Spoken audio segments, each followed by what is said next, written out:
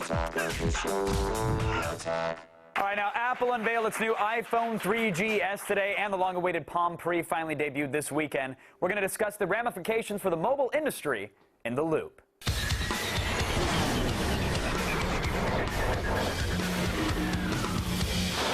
Joining me from New York to help us make sense of it all, Deputy Editor of Special Projects at Forbes, David E. Walt joins us. How are you, David? I'm good, thanks. So what was your take on Apple's keynote at WWDC today?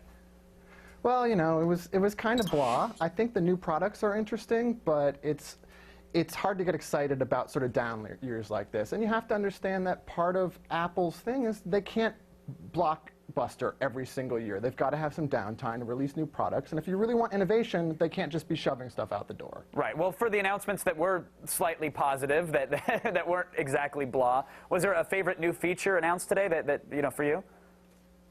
Well, I like the new camera. I think it's great that the new camera is going to be able to record video, and I also think that the fact that you can edit video on the fly on the phone is going to be fantastic. I think that's a real next step for the phone. Right. The new notebooks are nice, but really I think the only thing that was very exciting stuff was kind of the new operating system stuff and some of the new features of the phone. Sure. Well, we were all psyched because of the internet rumors of front-facing video cameras and, strap a couple iPhones to your feet and it's like hover skates.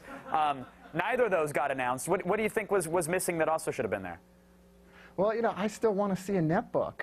I think where Apple's really falling behind right now is that they don't have a low-cost sub-notebook. They're getting their butt kicked by companies like Acer and by HP with their little mini notebooks. And even the Kindle is now a major competitor, and Apple has nothing to compete with that. And I think they're going to have to come out with a tablet, or even if it's just like a really big iPod Touch, they need something in that space. Yeah, there's been rumors about this one for ages, and we still haven't seen it. Do you think it's in the pipe, or is Apple just ignoring this market segment for right now?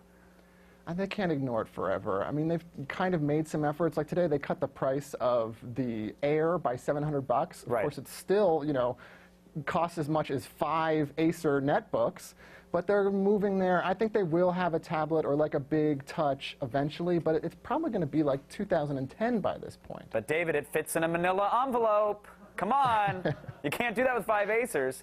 Now, despite the rumors, we actually didn't see Steve Jobs today. Everybody, even the Wall Street Journal was saying he'd be back at Apple at the end of the month. We're expecting him to come out. Do you think he's waiting until he can send a picture message on AT&T? Yeah, I like to think he couldn't make it today because he was having lunch with the CEOs of Verizon and T-Mobile. Yeah, I hope so as well. I really do. But what do you think his real absence was for?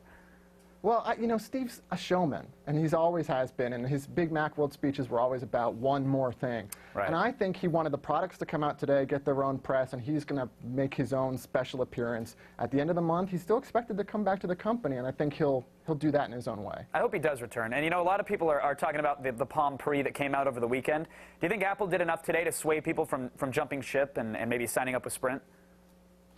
Well, I think that the rumors and people saying, oh, that the Pre's going to kill the iPhone, that was never going to happen. The Pre-launch has been, by all measures, very successful. They sold a lot of phones. It certainly helps that they're also running on a network where you can do things like send MMSs. Right. So Apple's shortcomings are showing, and their partnership with AT&T is showing some weakness too. So the fact that Palm now has a really good phone out on its own really good 3G network, a competing one, that gives Palm some space to fight them. Absolutely. They're not going to take them out just yet, but it's a step. Yeah, if there's one thing we learned from today, it's not the Pre is going to kill the iPhone. It's AT&T is going to destroy the damn phone. But thanks, David, for keeping us in the loop. Always a pleasure, sir.